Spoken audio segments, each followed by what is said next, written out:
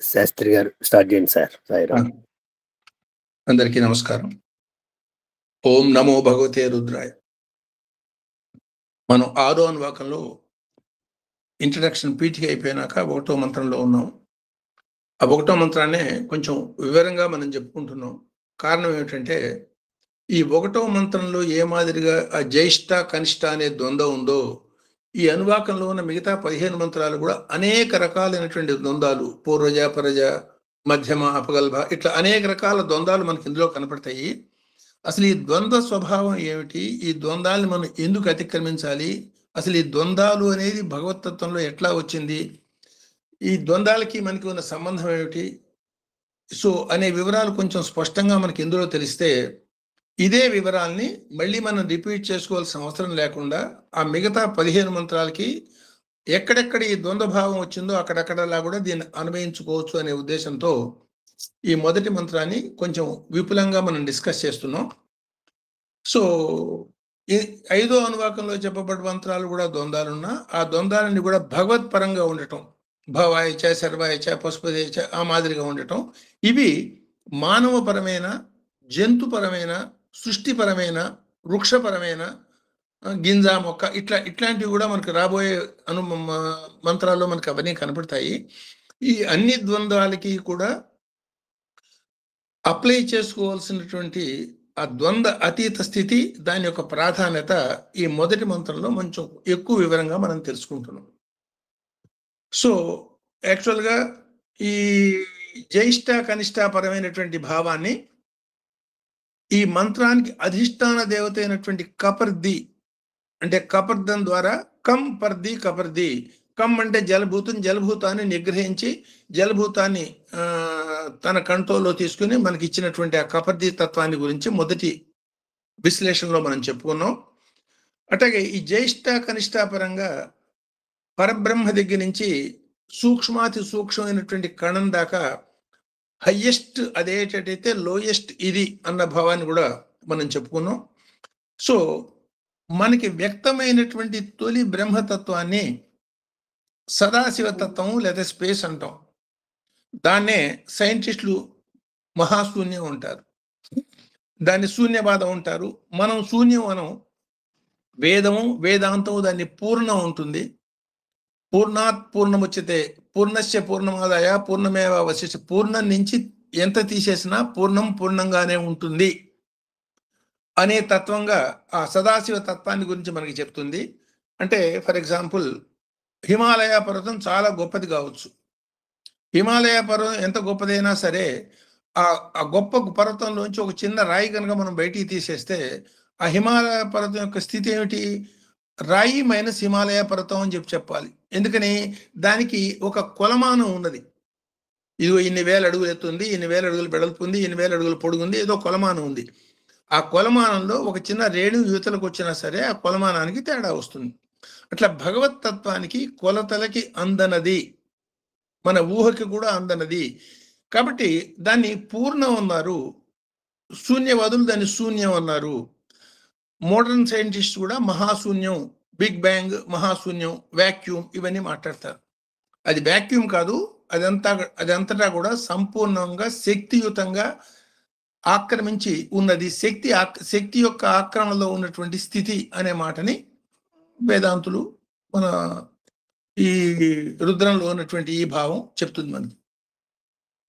దీనికి ఉదాహరణ ఎట్లా, దీనికి పూర్ణంలోంచి తీసేస్తే ఇంకా పూర్ణం ఎట్లా కంటిన్యూ అవుతుంది అనే మాటకి ఉదాహరణగా మనం ఏం చెప్పుకోవచ్చు అంటే, మనం కల కన్నాం, కళలో అనేకమైనటువంటి వస్తువులు పదార్థాలు పెద్ద పెద్దవన్నీ కనిపించినాయి. ఆ కళ లేకుండా పోయింది. కళలో ఉన్నప్పుడు మన పూర్ణత్వానికి భంగం కలగలేదు, కళలోంచి బయటకు వచ్చినా మన పూర్ణత్వానికి భంగం కలగలేదు. లేదు, ఒక స్త్రీ ఒక బిడ్డని ప్రసవించింది, బిడ్డ ప్రసవించబోయే ముందు ఆవిడ పూర్ణమైనటువంటి స్థితి.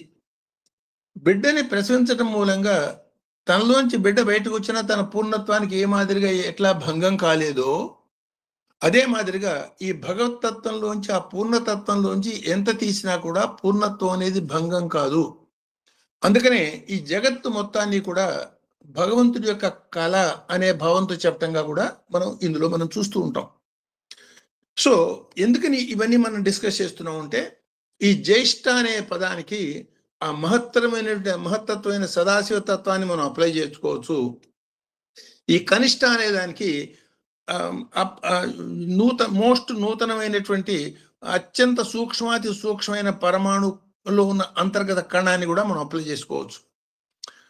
అట్లా కనుక ఏంటంటే సపోజ్ ఈ కణం ఈ మహత్తు రెండు సంపూర్ణమైనటువంటి చైతన్యాన్ని కలిగి ఉన్నాయి కాబట్టి సూక్ష్మం అనగానే దాన్ని తేలికగా తీసిపారేసే సామాజికమైనటువంటి ఒక అలవాటు నుంచి మానవుడు బయటపడి అది దాటి ముందుకు పోతే తప్ప అద్వైత తత్వాన్ని అనుభవంలోకి తెచ్చుకోలేడు అనే మాట ఈ మంత్రం మనకి ఇండికేట్ చేస్తుంది.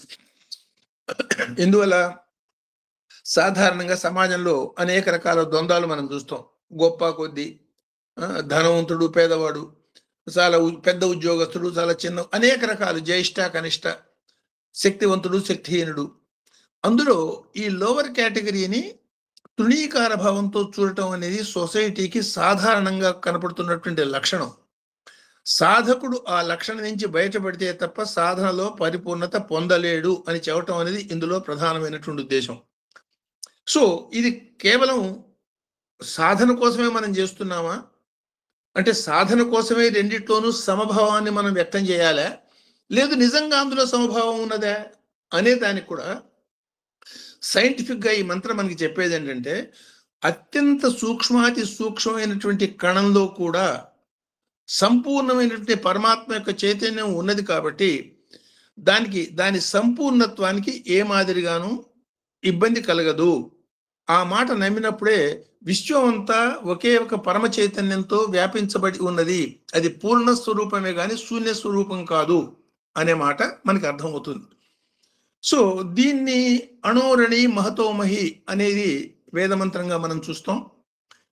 దానికి ఈ భావాన్నే యాక్చువల్గా యోగ వాసిష్టంలో చాలా చక్కటి భావాన్ని వ్యక్తం చేస్తూ ఎట్లా ఈ భగవతత్వం సంపూర్ణంగా పైనుంచి కింద దాకా వ్యాపించి ఉన్నది అనే భావాన్ని మనకి చెప్పటాన్ని కూడా ఆ వివరం కూడా మనం తెలుసుకున్నాం. అంటే ఈ అణువు విశ్వం యొక్క సంబంధం శాస్త్రీయంగా కనుక మనం ఆలోచించేటట్టయితే, ఫర్ ఎగ్జాంపుల్, అత్యంత సూక్ష్మాతి సూక్ష్మ కణంలో కూడా ఈ మహత్తరమైనటువంటి చైతన్యం, అంత పరమాత్మ ఎట్లా ఇమిడి ఉన్నాడు అనేది మనం అర్థం చేసుకోవాలంటే, ఒక రావి చెట్టు గింజ తీసుకున్నా, లేదు మర్రి చెట్టు గింజ తీసుకున్నా, ఆ గింజలో సంపూర్ణమైనటువంటి వృక్షం ఉన్నది కాబట్టే అది బయటికి వ్యక్తం అవుతుంది, లేనిది అయితే బయటికి రాదు కదా.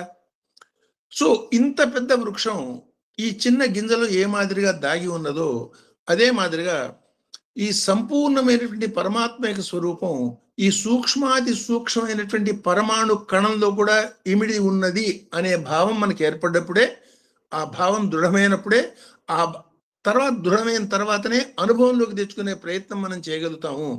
ఆ అనుభవం అయినప్పుడు మాత్రమే ఏకోరుద్ర స్థితి. ఇప్పుడు భగవాన్ సత్యసాయి బాబా తన కళ్ళ ముందున్న అందరినీ కూడా, తన కూర్చున్న అందరినీ కూడా దివ్యాత్మ స్వరూపులారా, ప్రేమ స్వరూపులారా అని పిలిచారంటే దాని అర్థం ఏమిటి? ఆ పరమ చైతన్యాన్ని ఒక దొంగలోను, ఒక కుక్కలోను, ఒక హీనాతిహీనమైన చిన్న క్రిమికీటకంలో కూడా ఉన్నటువంటి దైవతత్వాన్ని ఆయన చూడగలుగుతున్నారు కాబట్టి పిలవగలుగుతున్నారు అనే మాటని మనం అర్థం చేసుకోవచ్చు. సో దానికి శాస్త్రీయంగా కొంతవరకు ఎక్స్ప్లెయిన్ చేసుకునే ప్రయత్నం మనం చేద్దాం. ఇప్పుడు ఫర్ ఎగ్జాంపుల్, గింజ ఉన్నది. ఆ గింజలో కూడా చూడండి, ఆ గింజ కనుక పైన పొట్టు తీసేసి పాతి పెడితే ఆ గింజ మొలవదు. సో ఈ పొట్టు కనుక కొంచెం పరిశీలించి చూసేటట్టయితే, అంటే మనం యాక్చువల్గా ఏ రావి గింజనో మర్రి గింజనో తీసుకుని మనం పరీక్ష చేయలేం, అదే చాలా సూక్ష్మాతి సూక్ష్మంగా ఉంటుంది. సో పెద్ద గింజ ఒకటి తీసుకుని, ఫర్ ఎగ్జాంపుల్ సో ఏ బాదం లాంటిది ఏదైనా మనం తీసుకుని నీళ్ళల్లో నానబెట్టి దాని మీద పై పొట్టు కనుక జాగ్రత్తగా తీసేస్తే ఆ పై పొట్టు లోపల ఇంకొకటి సన్నటి పొట్టు, ఇంకొకటి 2 రకాల పొట్లు కనపడుతూ ఉన్నది అని మనకి తెలుస్తుంది. ఆ రెండో పొట్టు ఉండే వరకు దానిలో జీవ చైతన్యం డిస్టర్బ్ కాదు. అది ఒక్కసారి కనుక మనం తీసేసేటట్టయితే అప్పుడు మొలకెత్తేదానికి పనికి రాకుండా పోతుంది. సో అదే మాదిరిగా దీనికి కారణం ఏమిటి? ఈ అత్యంత సూక్ష్మాతి సూక్ష్మమైనటువంటి కనెక్టివిటీ, అంటే పంచ తన్మాత్రలు అనేది ప్రపంచానికి మనని కనెక్ట్ చేసే విధి విధానాలు అనుకున్నాం. స్పర్శ అనే పంచ తన్మాత్రతో ఈ భూమి లక్షణాలు స్పర్శ ద్వారా మనం తెలుసుకునే శక్తిని పొందుతాం. అది భూమి యొక్క ప్రధానమైన లక్షణం. అదే శబ్ద, స్పర్శ, రూప, రస, గంధ అనే 5 లక్షణాల ద్వారా మనం ప్రపంచానికి కనెక్ట్ అయి ఉన్నాం. ఈ మనలో ఉన్నటువంటి ఈ పంచతన్మాత్రలే అత్యంత సూక్ష్మ భూమికలుగా సూక్ష్మాతి సూక్ష్మమైనటువంటి గింజలో కూడా ఆ రెండో పుట్టుకి ఆ గింజకి మధ్య భాగంలో ఉండటంగా మనం అర్థం చేసుకోవచ్చు. ఆ సూక్ష్మ భూమికల మూలంగా ఒకసారి ఫర్ ఎగ్జాంపుల్ ఒక మెమరీ స్టిక్ తీసుకున్నాం. ఆ మెమరీ స్టిక్ లో ఒక 10 సినిమాలు ఇమిడి ఉన్నాయి. దాన్ని చిన్న మెమరీ స్టిక్ ఎంత ఒక అంగుళం ఉన్నటువంటి మెమరీ స్టిక్ లో దాన్ని ఒకసారి ఆన్ చేస్తే ఒక సినిమా తర్వాత ఇంకో సినిమా, ఇంకో సినిమా ఇంకా 10 సినిమాలు ఒకదాని తర్వాత ఒకటి దాదాపు 10x3 30 గంటల సేపు మనకి రికార్డు బయటకు వస్తుంది.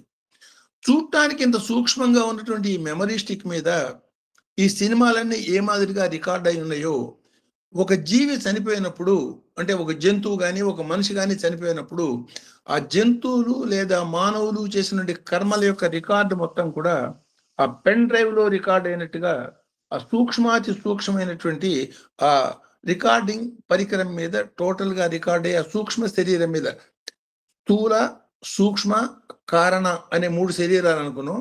ఆ సూక్ష్మ శరీరం మీద మొత్తం ఇది రికార్డ్ అయి ఉంటుంది. కాబట్టి ఈ పంచతన్మాత్రలతో ఒక్కసారి కాంటాక్ట్ లోకి రాగానే ఆటోమేటిక్ గా అది సంపూర్ణమైనటువంటి పూర్ణ వ్యక్తిత్వంగా గింజలోంచి చెట్టు మొలిచినట్టుగా మొలకెత్తడం మనం చూస్తాం.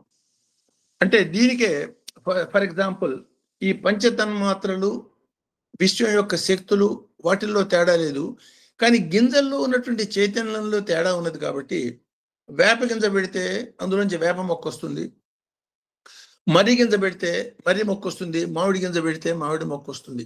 అంటే ఒకే రకమైనటువంటి పంచభూతాల్ని స్వీకరిస్తూ వాటిల్లో ఉన్నటువంటి బేసిక్ చైతన్యం ఏదైతే ఉందో దాని ప్రకారంగా విస్తృతిగా ఒక చిన్న అణువులో నుంచి ఆ విశ్వం, అంటే అణువులు సూక్ష్మ గింజ నుంచి చెట్టు వచ్చినట్టుగా ఒక చిన్న పరమాణు కణం నుంచి కూడా విశ్వం మొత్తం పునరావృత్తి కావచ్చు అనే భావాన్ని ఏనాడు, అంటే కొన్ని వేల సంవత్సరాల క్రితం చెప్పబడ్డటువంటి ఈ మహత్తరమైన గ్రంథాలు మనం చెప్పడం మనం చూడొచ్చు. ఇప్పుడు మోస్ట్ మోడర్న్ ఫిజిక్స్ మనకి ఏం చెప్తుంది? ఈ ప్రపంచం అనేది మిథ్య అనే సిద్ధాంతానికి ఐన్స్టీన్ లెవెల్ శాస్త్రవేత్తలు వచ్చారు. సాధారణ జనానికి రావడానికి ఇంకా కొన్ని తరాలు పట్టచ్చు.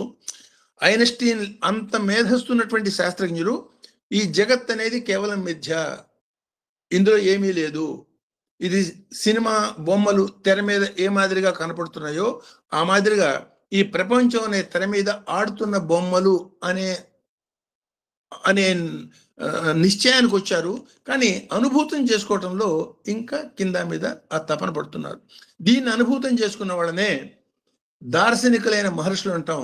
ఇది కొన్ని వేల సంవత్సరాల క్రితమే దీన్ని అనుభవం చేసుకున్నారు. కాబట్టి ఈ వివరాలన్నీ కూడా వాళ్ళు ఇంత పకడ్బందీగా ఏ మాత్రం నిర్ద్వందంగా నిర్మోహమాటంగా వాళ్ళు చెప్పగలిగారు. అణోరణి మహతో మహి.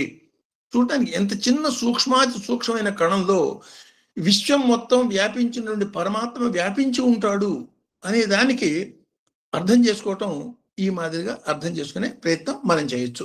అందువల్ల ఇది అణువు అనే చులకన భావం కుదరదు, ఇది ఘనము అనే దీని మీద దాన్ని వెంటబడే భావం కూడా కుదరదు. ఎందువల్ల ఈ అణుతత్వం ఆ ఘనతత్వం రెండు నాలోనే ఉన్నటువంటి స్థితి నేను అనుభవించే ప్రయత్నం చేస్తున్నాను. అది అద్వైత యొక్క లక్షణం కావాలి. ఇది దృఢమైనప్పుడు, అంటే వెనక జన్మల అనేక రకాల వెనక జన్మల వాసనల బలం మన మీద ప్రభావం చేస్తూ ఉండటం మూలంగా కొన్ని తెలిసి తెలియని కట్టుబాట్లకి మనకి తెలియకుండానే నియంత్రించబడుతున్నాం. ఇప్పుడు ఫర్ ఎగ్జాంపుల్ 24 గంటల కాలం ఉంటాం. 24 గంటల కన్నా రోజుకి ఎక్కువ ఉంటుందంటే మనం ఒప్పుకోం. దాని మీద పెద్ద ఆర్గ్యుమెంటు, సిద్ధాంతం, రాద్ధాంతం. కారణం ఏమిటి? ఈ భూమి అనే ప్లానెట్ మీద 24 గంటల కాలమానానికి మనం అలవాటు పడిపోయి ఉన్నాం. సో వేరే గ్రహానికి పోయినప్పుడు ఈ కాలమానం మారిపోతుంది. అంటే ఈ కాలానికే ఇదమిద్దం ఉన్నటువంటి స్పష్టత లేదు. అంటే అన్ని చోట్ల కాలం ఒకే మాదిరిగా ఉంటుంది అన్నటువంటి స్థితి లేదు. అందువల్ల కాలం కన్నా అతీతమైనటువంటి పరబ్రహ్మతత్వం ఈ కాలాన్ని, ఈ స్పేస్ని, ఈ పూర్ణాన్ని, ఈ విశ్వం మొత్తాన్ని కూడా శాసిస్తోంది. అది అల్టిమేట్ గోల్ అన్న మాటని రుద్రం ఇండైరెక్ట్గా చెప్తుంది. దానికి పొందాలన్నప్పుడు ఈ గొప్ప కొద్ది అనే ద్వంద్వాలని అధిగమించి రెండిట్లో ఉన్నది ఒకే ఒక పరమ చైతన్యం అనే మాట ముందు దృఢపడి తర్వాత ప్రయత్నం చేసినప్పుడు, అనుభవంలోకి వచ్చినప్పుడు మాత్రమే సాధ్యం అవుతుంది అనే మాటని ఈ మంత్రాలు అన్నిటికీ మనం అన్వయించుకుంటూ ఆ బ్యాక్గ్రౌండ్తో ఈ మంత్రాన్ని మనం అర్థం చేసుకోవాల్సి ఉంటుంది. సో దీన్నే అమ్మవారి పరంగా చెప్పినప్పుడు, లలితా పరాశక్తి పరంగా చెప్పినప్పుడు అణోరణు తరోదేవి మహతోపి మహీయసి, అంటే అణువు కన్నా సూక్ష్మాతి సూక్ష్మమైనటువంటి కణంలో కూడా నీ శక్తే వ్యాపించున్నది. మహత్తు కన్నా మహత్తు అంటే పరబ్రహ్మ విశ్వంలోంచి వచ్చినటువంటి మొట్టమొదటి కెరటమైనటువంటి సదాశివ తత్వం, మహా పూర్ణం, శూన్యం ఏదైతే అంటున్నామో అందులో కూడా నీ శక్తే వ్యాపించున్నది. అందువల్లే పంచబ్రహ్మాసన పంచ ప్రేతాసనాసిని పంచబ్రహ్మ స్వరూపిణి, అంటే బ్రహ్మ విష్ణు మహేశ్వరులు, కాలము, సదాశివ తత్వము ఒక సింహాసనం లాగా ఉంటే ఆ సింహాసనం మధ్యలో పూర్తిగా నిండి ఉన్నటువంటి ఓ శక్తి అనే మాటని ఇక్కడ అన్వయం చేసుకుంటే ఈ విశ్వం అనేది శూన్యం కాదు. విశ్వం అంతా కూడా అఖండమైనటువంటి శక్తి యొక్క చైతన్యం వ్యాపించి ఉన్నది. అది సూక్ష్మంలోను స్థూలంలోను ఒకే మాదిరిగా వ్యాపించి ఉన్నది. కాబట్టి సూక్ష్మం అంటే చులకన భావం కానీ, స్థూలం అంటే దాని వెంటబడే తత్వం కానీ, ఈ రెండు దాటినప్పుడు మాత్రమే భగవంతుడి యొక్క ద్వంద్వాతీత స్థితి మన అనుభవానికి వచ్చే అవకాశం ఉంటుంది, లేకపోతే కాదు. అందువల్ల ఈ ద్వంద్వాల్ని, ఈ త్రిగుణాల్ని దాటేదానికి చేసే ప్రయత్నమే ఈ రుద్రంలో ఉన్నటువంటి అనేక మంత్రాలు అన్నిట్లోనూ అనేక రకాలుగా వ్యక్తం అవుతుంది. సో దీనికి మనం చేయవలసిన బేసిక్ ఇదేమిటంటే వెనక జన్మల యొక్క కర్మలు, ఆ వాసనల బలాన్ని తగ్గించుకుంటూ పోయి క్రమక్రమంగా నిష్కామ స్థితి, కొత్తగా కర్మలు చేయకపోవటం, ఆ స్థితుల ద్వారా మనం పొందవలసిన స్థితిని, అనుభవాన్ని, అంటే విశ్వం అంతా ఒకే ఒక భగవంతుడు, ఏకో బ్రహ్మ లేదు, దృష్టి జ్ఞానమయం అయితే సృష్టి బ్రహ్మమయం లేదు, స్వామి చెప్పిన దివ్యాత్మ స్వరూపులారా ఆ అనుభూతి లేదు, స్వామి చెప్పిన చలిత సమాధి. సాధారణంగా సమాధి స్థితిలో ఉన్నవాడు ఎట్లా ఉంటాడు? ఒక్కటిలాగా మిగతా ప్రపంచానికి సంబంధం లేకుండా ఆయన యొక్క ఆ చైతన్యంతో తన్మయత్వం చెంది ఉంటాడు.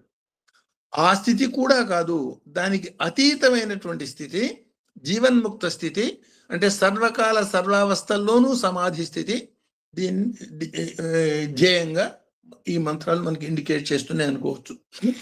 ఈ పరంగా ఒక సందర్భంలో స్వామి మీరు అతి సాధారణమైన మానవుడిలాగా మాతో వ్యక్తం మాట్లాడుతూ ఉంటారు, చేస్తూ ఉంటారు. మళ్ళీ కొన్ని సందర్భాల్లో భగవతత్వంగా కూడా ఉంటారు. సో అంటే మీరు ఒంటరిగా ఉన్నప్పుడు భగవతత్వం, మిగతా అప్పుడు మామూలుగా ఉండటం, అట్లా స్వామి చెప్పిన మాట సర్వకాల సర్వావస్థల్లోనూ నేను భగవంతుడినే.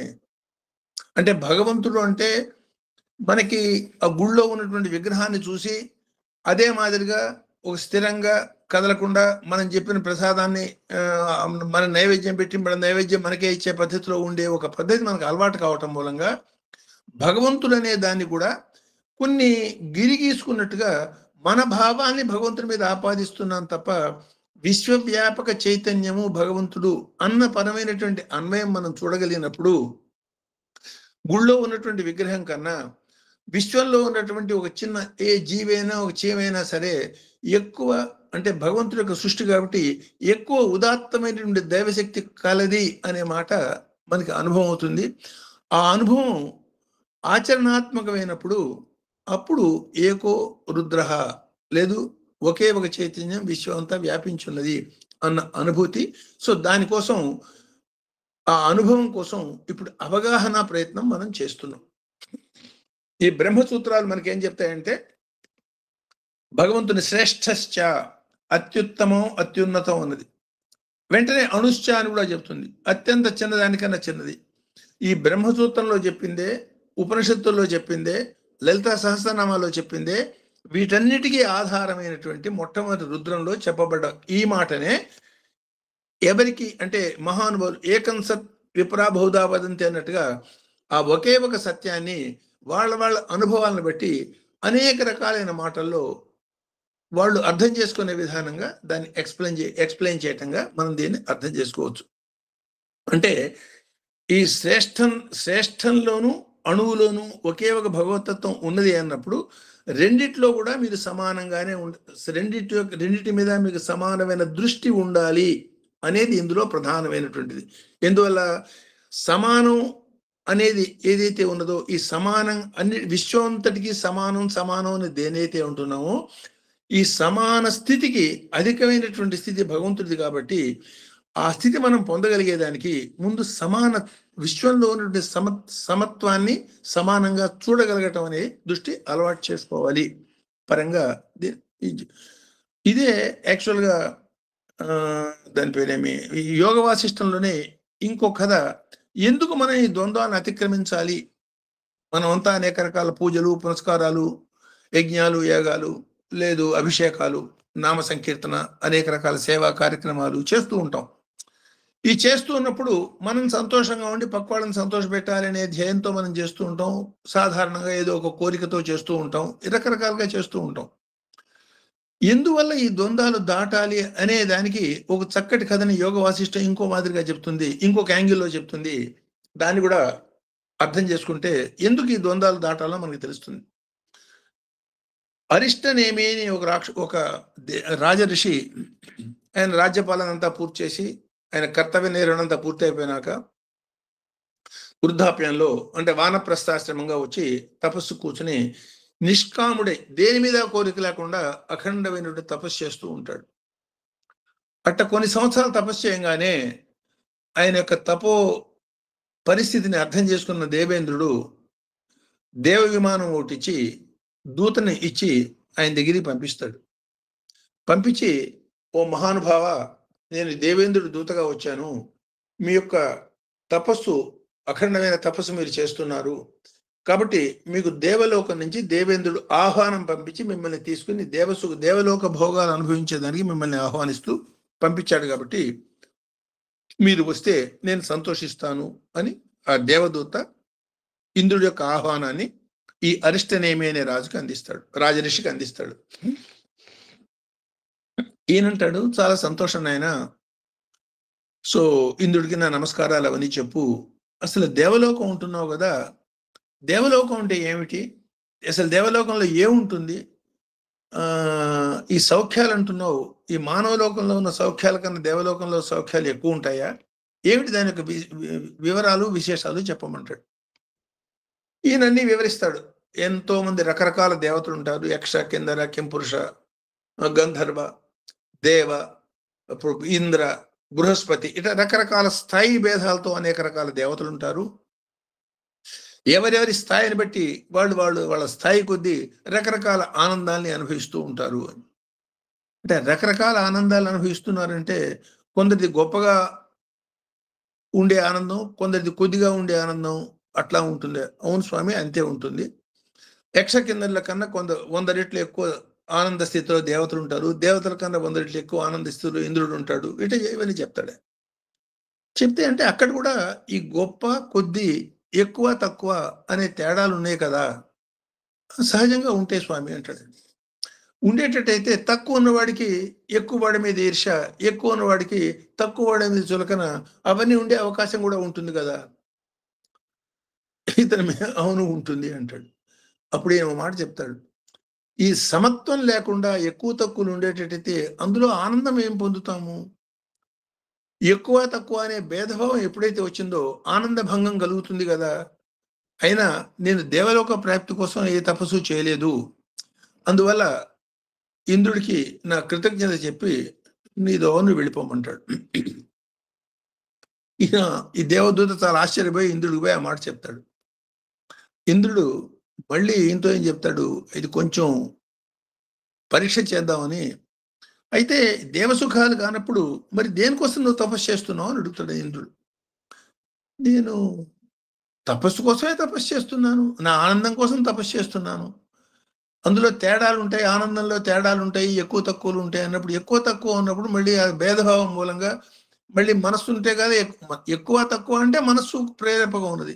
మనస్సు యొక్క ప్రేరణ ఉన్నది అంటే మళ్ళీ దాని యొక్క చంచలత్వం ఉన్నది. ఎప్పుడైతే చంచలత్వం ఉన్నదో మళ్ళీ పడిపోవటం ఉన్నది. ఈ పడిపోయి వస్తూ పోతూ ఉండే దాని గురించి నాకు మీద శ్రద్ధ లేదు.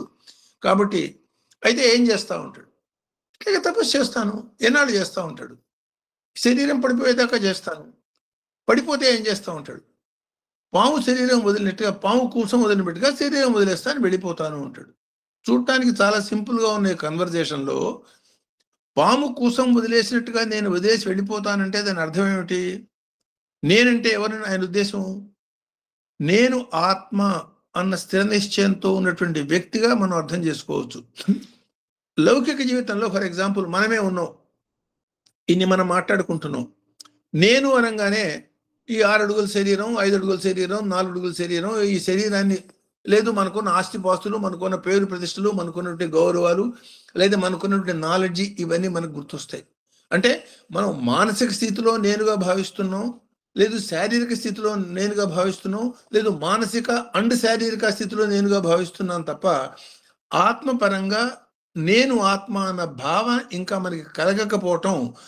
ఆ కలగటం అనేది బేసిక్ లక్షణంగా ఉన్నప్పుడు మాత్రమే ఈ ఆత్మ దృష్టి అలవాటు కావటం, ఆత్మ ఆనందానికి అర్హుడు కావటం అనే మాటని చాలా ఇండైరెక్ట్గా ఈ కథ మనకి చెప్తుంది.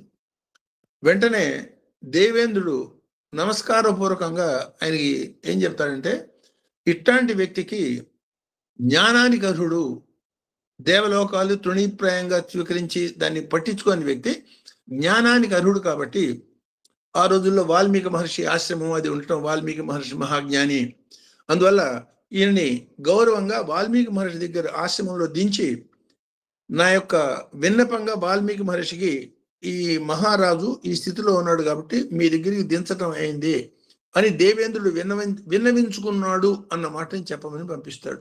అంటే దేవతలు కూడా బ్రహ్మర్షిని గౌరవిస్తారు అన్న మాటకి అంతరార్థంగా ఒక మాదిరిగా తీసుకోవచ్చు. అంటే సమస్తమైనటువంటి 14 రకాల భువనాల్లో కూడా, దేవలోకం నుండి, దానవలోకం నుండి, మనుషులోకం నుండి, ఈ లోకాలన్నిట్లో కూడా ఏ లోకాలైతే గురించి మనం మాట్లాడుతున్నామో ఈ లోకాలన్నిట్లో కూడా ఈ మంచి చెడు, ఎక్కువ తక్కువ అనే ద్వంద్వాలకి లోబడి ఉంటాయి. ఇది ఒక్కసారి మనం అర్థం చేసుకునేటైతే స్వామి చెప్పిన మాటలు మనకి ఎక్కువ వివరంగా అర్థమవుతాయి. ఫర్ ఎగ్జాంపుల్, లోకా సమస్త సుఖినో భవంతు ఉన్న వేద సూక్తిని, వేదాన్ని ఎవడు మార్చడానికి వీలేదు. ఎందువల్ల? శాశ్వత వచనం శాస్త్రం. సో వేదాల్లో చెప్పబడ్డటువంటి సమస్త లోకా సుఖినో భవంతుని లోకా సమస్త సుఖినో భవంతుగా మార్చారు స్వామి. ఆ చిన్న మార్పుతో అఖిలాండ కోటి బ్రహ్మాండ నాయక అన్నట్టుగా కోటాను కోట్ల నుండి భువనాలు ఏవైతే ఉన్నాయో, లోకాలు ఏవైతే ఉన్నాయో, గోళాలు ఏవైతే ఉన్నాయో, వాటి అన్నిటినీ కూడా ఒక చిన్న మార్పుతో, చాలా సూక్ష్మాతి సూక్ష్మమైన మార్పు, అర్థంలో ఏమాత్రం తేడా లేకుండా ఆ మొత్తాన్ని కూడా మన మనోభావం అనే గ్యాంబిట్లోకి పట్టుకొచ్చారు. అంతేకాదు, ఇప్పుడు ఈ మహర్షిని, అంటే ఈ రాజర్షిని స్వయంగా దేవేంద్రుడు సగౌరవంగా జ్ఞానం కోసం పంపించడం అంటే దాని అర్థం ఏమిటి? ఈ దేవలోక ప్రాప్తి లేదు ఉత్తమలోక ప్రాప్తి ఏదైతే జనం భావిస్తున్నారో, దేనికోసమైతే తపస్సులు, యజ్ఞాలు, యాగాదులు చేస్తున్నారో, వీటన్నిటికన్నా కూడా ఉత్తమోత్తమైనది జ్ఞానం యొక్క అనుభవం అన్న మాట కూడా ఇండైరెక్ట్గా మనకు అర్థమవుతుంది. ఇప్పుడు స్వామి చెప్పిన మాటని దీనికి అన్వయం చేసుకోండి. నా దర్శనం చేసుకోవాలంటే, నా పాదస్పర్శ చేసుకోవాలంటే పర్మిషన్ తీసుకోండి, దానికి అది మీకే మంచిది. కారణం అంటే తెలిసి కానీ తెలియక కానీ కొన్ని లక్షల కోట్ల మంది దేవతలు దానికోసం పడిగాపులు పడుతూ వెయిట్ చేస్తున్న వాళ్ళని మీరు తెలియకుండా మీరు వాళ్ళకి భంగం, వాళ్ళ యొక్క ఏకాగ్రతకి, వాళ్ళ యొక్క దృష్టికి మీరు భంగం కలిగించిన వాళ్ళై లేనిపోని పాపాన్ని మూట కట్టుకోకుండా ఉంటారు అనే మాట చెప్పడంలో అంతరార్థం ఏమిటి? మన కంటికి కనపడని సూక్ష్మాతి సూక్ష్మమైనటువంటి రూపాల్లో, అంటే చాలా విస్తృతమైన రూపమైనా కూడా మన కంటికి కనపడరు వాళ్ళు. ఫర్ ఎగ్జాంపుల్, ఆహారం మన కంటికి కనపడుతుంది, నీళ్లు మన కంటికి కనపడతాయి. అదే ఆహారం తింటాము, ఆ నీళ్లు తాగుతాము, మన శరీరంలోకి శక్తిగా మారిపోతాయి. ఆ శక్తికి ఏమైనా రూపం ఉన్నదా? సో సాధారణమైనటువంటి జ్యోతిర్మయ స్థితికే ఒకసారి సౌండ్ వేవ్ లెవెల్కి పోయేటట్టయితే రూపం లేకుండా పోతుంది. ఎందుకని? వేవ్ లెంగ్త్కి వచ్చేస్తుంది. లైట్కి పోయేటప్పటికి ఇంకా సూక్ష్మమైనటువంటి వేవ్ లెంగ్త్ అవుతుంది. మనసు దగ్గర పోయేటువంటి సూక్ష్మాతి సూక్ష్మమైనటువంటి వేవ్ లెంగ్త్ అవుతుంది. అట్లా అత్యంత సూక్ష్మాతి సూక్ష్మమైనటువంటి వేవ్ లెంగ్త్ రూపంలో దేవతలంతా కూడా అవతారమూర్తి.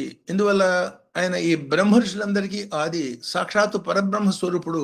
అంటే పరబ్రహ్మ యొక్క అనుభూతిని పొందటం అనేది, ఆయన యొక్క దర్శన స్పర్శన సంభాషణాది భాగ్యం కలగటం అనేది ఎంత ఉదాత్తమైంది, ఎంత ఉన్నది.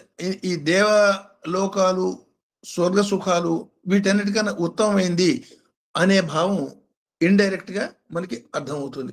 సో ఈ వివరాల్ని ఇట్లా మనం అర్థం చేసుకోవాల్సి ఉంటుంది.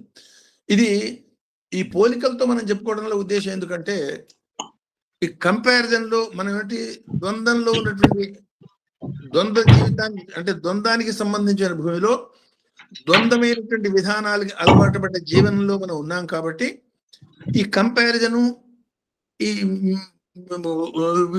ఉపమానాల రూపంలో మనం అర్థం చేసుకోవటమే తేలిక అనే ఉద్దేశంతో ఇవి చెప్పుకోవటమే తప్ప వీటన్నిటికీ కూడా అతీతమైనటువంటి తత్వం ఆ భగవంతుడి యొక్క తత్వం. అందువల్ల ఈ ద్వంద్వాతీతత మానవుడు పొందినప్పుడు మాత్రమే అతని యొక్క సృష్టి బ్రహ్మమయం అవుతుంది, జ్ఞానమయం అవుతుంది. ఎప్పుడైతే సృష్టి జ్ఞానమయం అవుతుందో ఆ జ్ఞానమయమైనటువంటి సృష్టికి లోకం అంతా బ్రహ్మపరంగా బ్రహ్మమయంగా అనుభూతం అవుతుంది అని మనం అర్థం చేసుకోవచ్చు. అంటే సాధారణ భావంలో కనుక ఈ జ్యేష్ఠ కనిష్ట అర్థం చేసుకునేటట్టయితే, జ్యేష్ఠ అనేటట్టయితే నేను చాలా గొప్పవాడిని అనుకుంటే అహంకారానికి దారి తీస్తుంది. నేను చాలా నిమ్నుణ్ణి, చాలా తక్కువ వాడిని, చాలా తక్కువ కులం వాడిని, లేదా చాలా తక్కువ నాలెడ్జ్ గలవాడిని, చాలా తక్కువ శక్తి గలవాడిని అనే భావం కనుక తీసుకునేటట్టయితే అది నిమ్న భావానికి, న్యూనతకి, ఆత్మ న్యూనతకి దారితీస్తుంది. నేను ఏదైనా నాలో ఒక ఆత్మ, సూక్ష్మాతి సూక్ష్మ కణంలో కూడా అత్యంత శక్తివంతమైనటువంటి విశ్వవ్యాపకమైనటువంటి ఆత్మ వ్యాపించి ఉన్నది అని తెలుసుకున్నప్పుడు ఈ చిన్న పెద్ద వాటి యొక్క ఆ గందరగోళం, వాటి ఎక్కువ తక్కువలుగా భావించటం అనేది సంపూర్ణంగా మన మనస్సు నుంచి పూర్తిగా దూరం అయిపోవాలి. ఈ యాంగిల్లో స్వామి ఈ అవతారానికి వచ్చిన విధానం, ఈ అవతారం తీసుకునే విధానం ఒకసారి ఆలోచించండి. మానవ శరీర పరంగా తీసుకున్నా సరే 5 అడుగుల 2 అంగుళాలు మానవ శరీరం తీసుకుని పుట్టిన అవతారం. బ్రహ్మాండంగా 6 అడుగులు 7 అడుగులు తీసుకున్నట్టు పుట్టచ్చు కదా. మన అవగాహన కోసం తీసుకున్నారేమో. ఇవన్నీ ఆలోచిస్తుంటే చెప్తున్నా. అదే సపోజ్ ఆయన సంకల్పానుసారం ఏ రాజ ఋషులకో లేదా మహత్తరమైన జ్ఞానులకో పోయి పుట్టచ్చు కదా. సో లేదు, చాలా గొప్ప ఢిల్లీ లాంటి క్యాపిటల్ సిటీస్లో పుట్టచ్చు కదా. అంటే భగవత్ సంకల్పానికి ఏది అతీతం కాదు కదా. ఒక చిన్న కుగ్రామాన్ని సెలెక్ట్ చేసుకోవటం, చాలా పూర్ బ్యాక్గ్రౌండ్ ఉన్న ఫ్యామిలీని తన భర్తకి సెలెక్ట్ చేసుకోవటం, చాలా చిన్న శరీరాన్ని తన అవతార దీనికి సెలెక్ట్ చేసుకోవటం, ఈ ఇందులో కూడా అఖండమైనటువంటి జ్యోతిర్మయ తత్వాన్ని సర్వకాల సర్వావస్థల్లోనూ విశ్వం మొత్తాన్ని పాదాక్రాంతం చేసుకునే విధానమైనటువంటి తత్వాన్ని మొదటి నుంచి చిట్ట చివరి దాకా ఒకే మాదిరిగా ఏ రకమైనటువంటి తేడా లేకుండా వ్యక్తం చేస్తూ ఇన్ని సంవత్సరాలు మనతో పాటు ఉండటం. అంటే ఆ భగవంతుడి యొక్క తత్వం ఏ మాదిరిగా ఉంటుందో మన అవగాహన కోసం ఈ ఏర్పాట్లతో ఈ మాదిరిగా అవతారిగా మన ముందుకు వచ్చారా అనిపిస్తుంది. నిజానిజాలు భగవంతుడిగా తెలియాలి. ఒక ఊహ, అంటే ఈ భావన ఈ మంత్రపరంగా స్వామిని ఈ భావన పరంగా కూడా మనం ఆలోచించవచ్చు అనే మాట just I'm sharing with you. So పంచభూతాల్లో కూడా ఆకాశం ఉంటాం. ఆకాశం అంటే ఏమిటి దాని అర్థం? ఏ రకమైన డెఫినేషన్ లేదు. అవకాశమే ఆకాశం అంటే ఏమిటి? అన్నిటికీ ఆధారభూతమైంది ఆకాశం. ఫర్ ఎగ్జాంపుల్ మనం నేల మీద నుంచున్నాం. నాకు నేల కదా ఆధారం, ఆకాశం ఎట్లా ఆధారం అవుతుంది అనిపించవచ్చు. నేలకు ఆధారం ఏమిటి? నీళ్లు. నీళ్ళకు ఆధారం ఏమిటి? అగ్ని. అగ్నికి ఆధారం ఏమిటి? వాయువుకు ఆధారం ఏమిటి? ఆకాశం. అంటే ఈ పంచభూతాల్లో సమస్తానికి ఆధారభూతమైంది ఆకాశమైనా, ఆకాశం అంటే ఏమిటో మనకి తెలియదు. దాన్ని ఒక అవకాశం అనుకోవాల్సిందే తప్ప ఆకాశం గగనం శూన్యం ఉన్నారు. అంటే అన్ని చోట్ల వ్యాపించున్నది, కానీ ఎక్కడ ఏమీ మనం పట్టుకునేదానికి, చూసేదానికి, అనుభవించేదానికి ఏమీ లేదు. ఆకాశం నీలంగా ఉంటుంది అంటాం. నీలంగా నిజంగా ఉంటుందే? అదొక భావనే తప్ప ఆకాశానికి ఏ రంగు లేదు. సముద్రం నీలంగా ఉండటం అనేది ఎంత నిజం, ఆకాశం నీలంగా ఉండటం అనేది ఎంత నిజం. అంటే ఈ భ్రాంతిమయమైనటువంటి ప్రపంచంలో భ్రాంతికి లోను కాకుండా దానికి ఆధారమైనటువంటి నిజతత్వాన్ని నిర్ధారించుకుని దాని వెంట పోయే ఓ లక్షణాన్ని అలవాటు చేసుకున్నప్పుడు మాత్రమే భగవంతుడి యొక్క అనుభూతి మనకి అవకాశం చిక్కుతుంది అనే మాట. ఆ మాటను మనకి చెప్పేదానికి ఈ ద్వంద్వాలన్నిట్లో ఉన్నది నేనేను అన్న మాటగా ఈ ద్వంద్వపరమైనటువంటి మంత్రాన్ని మనం అర్థం చేసుకోవచ్చు. నిజంగా ఆకాశం నీలంగా ఉంటుందా? ఆకాశానికి ఏ రంగు లేదు, అన్నిటికీ అతీతం. అది శబ్దం తప్ప మిగతా స్పర్శ, రూప, రస, గంధ ఈ లక్షణాలు ఏవీ లేవు. కేవలం శబ్ద అనే ఒక్క లక్షణం ఉండటం మూలంగా ఆభాసగా ఒక అనుభూతిగా మనకి అది అభ్యమవుతోంది. దీన్ని మనం భూతాకాశం అన్నాం. ఈ భూతాకాశం యొక్క నిడివిని అంటే పొడుగు వెడల్పు ఆ మొత్తాన్ని దాదాపు 1,00,000 కోట్ల కాంతి సంవత్సరాలుగా లెక్కేశారు శాస్త్రజ్ఞులు. ఒక కాంతి సంవత్సరం ఉంటేనే మన ఊహకు అందదు. సో అన్ని కోట్ల కాంతి సంవత్సరాలు అన్నప్పుడు జస్ట్ ఇమాజిన్, ఇప్పుడు పుట్టపర్తి నుంచి మెడ్రాస్ దాకా అంకె రాసుకుంటూ పోయినా ఆ అంకె దానికన్నా చిన్నగా అవుతుంది. సో ఇది ఈ భూతాకాశం మొత్తం కూడా మనం కలకనొచ్చు. అంటే నా మనసు ఈ భూతాకాశం కన్నా పెద్దది కాబట్టి అనంతమైనటువంటి విలీనమైన ఆకాశంలో కొండలు, కోనలు, నదులు ఇవన్నీ నేను కలలో చూస్తున్నాను. అంటే నా చిత్తాకాశం కన్నా ఈ భూతాకాశం చాలా చిన్నది. ఇప్పుడు నా మనసు ఎంత ఉన్నది? మెదడే 100 గ్రాములు. ఆ మెదడులో ఉన్నటువంటి ఒక పర్టికులర్ పాయింట్ని ఆల్ఫా, బీటా, గామా, డెల్టా అనే వైబ్రేషన్స్, పౌనఃపున్యాలు కలుగుతున్న ప్లేస్ని మనం గుర్తించాం తప్ప దాన్ని మనసు అని చెప్పలేం. కానీ మనసు లేదంటే మనం ఒప్పుకోం, ఎవడు ఒప్పుకోడు. కానీ మనసుకి ఏమిటో డెఫినేషన్ కూడా చెప్పలేం. బ్రెయిన్కి చెప్పచ్చు కానీ మనసుకి చెప్పలేం. కాబట్టి ఆ మనసు కనపడకుండా విశ్వాన్ని శాసిస్తున్నటువంటి ఈ మనసు ఈ భూతాకాశం కన్నా 100 రెట్లు పెద్దది. సో ఇట్లాంటి మనసు శరీరంలో ఆత్మ లేకపోతే ఏ రకమైనటువంటి కాంతి లేక చచ్చిపోతుంది, ఉపయోగమే ఉండదు దానివల్ల. అంటే ఇప్పుడు మైకులో మనం మాట్లాడుతున్నాం, మాట వినిపిస్తోంది, పెద్దగా వినిపిస్తోంది. లేదు లైట్ వేశాం, లైట్ వెలుగుతోంది. లేదు హీటర్ వేశాం, వేడి వస్తోంది. కూలర్ వేశాం, చల్లగా వస్తోంది. అన్నిట్లో ఉంది కాంతి, ఎలక్ట్రిసిటీ తీసేస్తే ఇవన్నీ బంద్ అయిపోతాయి. అట్లా ఎలక్ట్రిసిటీ వీటన్నిటికీ పోనీ ఎలక్ట్రిసిటీ ఉన్నది కాబట్టి కూలర్ మనకి హీట్ ఇస్తుందా? లేదు హీటర్ మనకి కూల్గా ఇస్తుందా? ఇవ్వదు. ఎలక్ట్రిసిటీ అవసరం ఉన్నది, ఈ పంచభూతాత్మక ప్రపంచం యొక్క లక్షణాలు అవసరం ఉన్నాయి. ఈ రెండిటి సమ్మేళనంతోనే విశ్వం మొత్తాన్ని మనం ద్వంద్వాలుగా చూస్తున్నాం. కాబట్టి ఈ అన్నిటికీ ఆధారభూతమైనటువంటి ఎలక్ట్రిసిటీ లాంటి పరతత్వాన్ని అర్థం చేసుకునే దానికి ఈ ద్వంద్వాలకి అతీతంగా మనం భావించాలి. ఆ భావన బలం మూలంగా అనుభవంలోకి తెచ్చుకోవాలి అన్న మాటల్ని, అన్న భావాన్ని ఈ ద్వంద్వ మంత్రాలు మనకి ఇండికేట్ చేస్తాయి. సో ఆకాశం అన్నిటికీ ఆధారం, కానీ మనం బతకాలంటే మనకి భూమి ఆధారం, కనిష్టమే ఆధారం.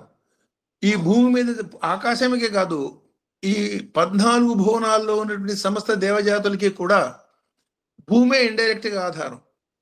భూమి మీద యజ్ఞయాగాది క్రతువులు చేసినప్పుడు మాత్రమే ఆ దేవతలు ఆ హవిస్సు తీసుకుని వాళ్ళు వృద్ధి పొందుతారు.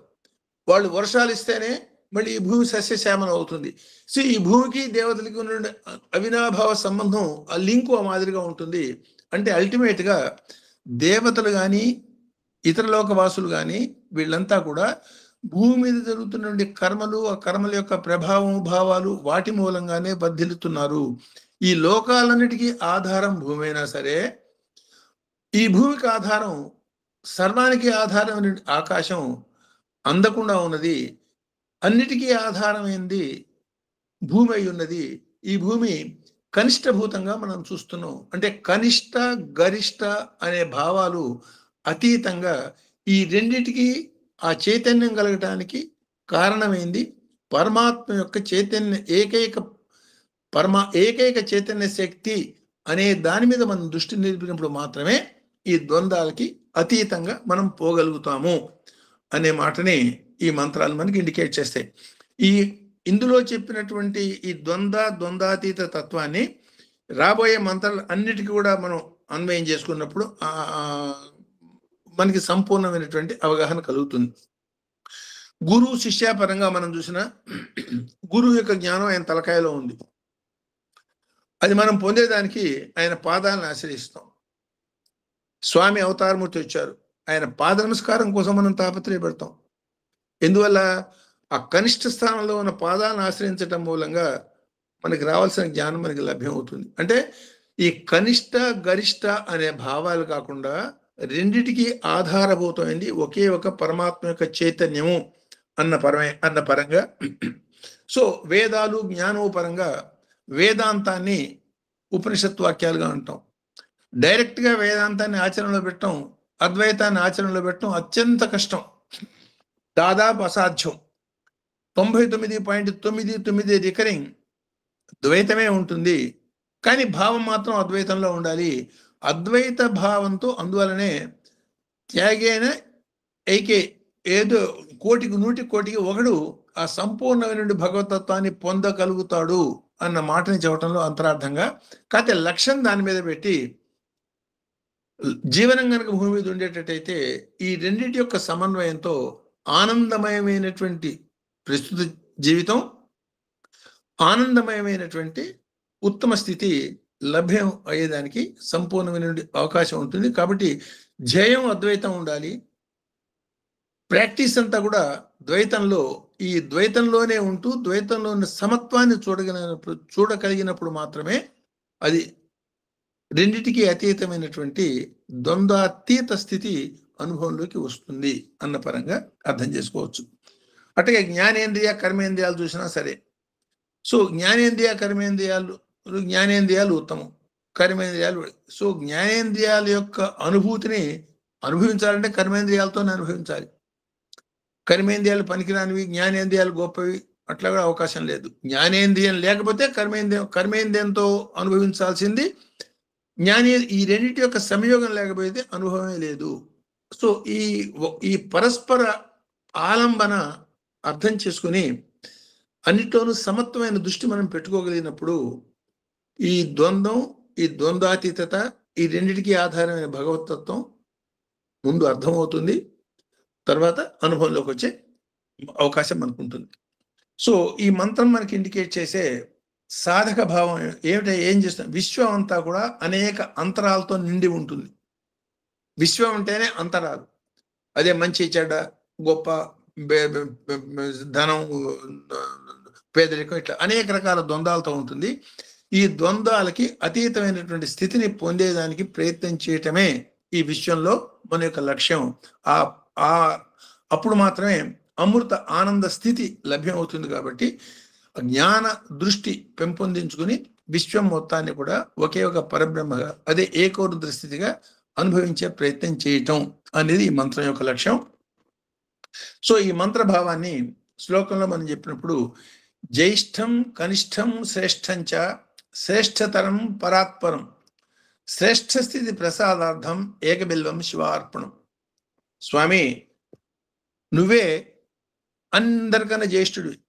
జ్యేష్ఠ పరంగా ఆలోచించినా మనం అనుకున్నాం కూడా, మొన్న కిందసారి చెప్పినప్పుడు అనుకున్నాం, తండ్రి, తాత, ముత్తాత 3 తరాలు మనం గుర్తు చేసుకుంటాం.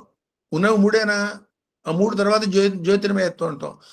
ఇంకా ముందుకు పోయేటట్టయితే సృష్టికర్త అయినటువంటి బ్రహ్మని సో ఊర్ధ పితామహ అనే పేరుతో పిలవటం.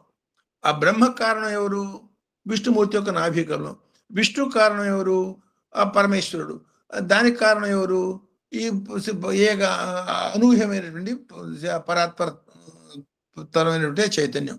ఇవన్నీ కూడా సముద్రం లోపల కెరటాల్లాగా ఆ మొట్టమొదటి కెరటాన్ని ఆది కెరటం దాన్నే నారాయణ స్వరూపం, లేదా దాన్ని ఎవరెవరు ఏ దేవత పరమైనటువంటి భక్తులో వాళ్ళు ఆ పేరుతో చెప్పుకోవచ్చు. ఆది పురుషుడు Narayana, nothing wrong in that. లేదు ఆది పురుషుడు పరమేశ్వరుడు, నథింగ్ రాంగ్ ఇన్. లేదు ఆదిశక్తి పరమేశ్వరి.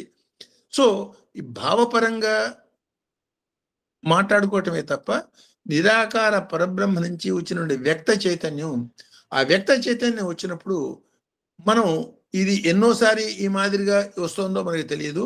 ఈ సమిష్టి చైతన్యం అందరి జీవులు కాలానికి లోబడి లిమ్ లియతే గమ్ గమ్యతే అంటే ప్రళయాంతంలో ఈ జీవులంతా కూడా సమసిపోవటం అనే మాట మనం వింటున్నాం. అంటే ఈ భూమి లేకుండా పోయినప్పుడు సమస్తం అన్నీ కలిసిపోతాయి. ఈ కలిసిపోయేటప్పటికీ ఎవరెవరు ఏ ఏ కర్మలు అవన్నీ చేసి ఉన్నారో ఈ కర్మల యొక్క బ్యాక్గ్రౌండ్ అంతా కూడా ఆ మెమరీ స్టిక్ లాగా ఆ సూక్ష్మ శరీరం మీద ఆల్రెడీ రికార్డ్ అయి ఉంటుంది. మళ్ళీ బ్రహ్మ పునఃసృష్టి చేసేటప్పుడు దాని హిరణ్య గర్భ స్వరూపం ఉంటాం. ఒక బ్రహ్మాండమైనటువంటి కార్చిచ్చులోంచి నిప్పురవ్వలు ఎగిసిపడుతూ ఉన్నాయనుకోండి. ఆ ఎగిసిపడుతున్న నిప్పురవ్వలు నిప్పులోంచి వచ్చినవని అవన్నీ నిప్పురవ్వలే. ఒక్కొక్క నిప్పురవ్వ ఒక్కొక్క బ్రహ్మాండం, ఒక్కొక్క నక్షత్రం, ఒక్కొక్క గెలాక్సీ, లేదా ఒక్కొక్క గ్రహం, లేదు ఒక మానవుడు, ఒక జంతువు, ఒక క్రిమికీటకం, ఒక చిన్న సూక్ష్మం, అన్ని నిప్పురవ్వలే. కానీ కొన్ని తక్కువ స్థాయిలో ఉన్నాయి కాబట్టి సాధారణ జీవులాగా కనబడుతున్నాయి.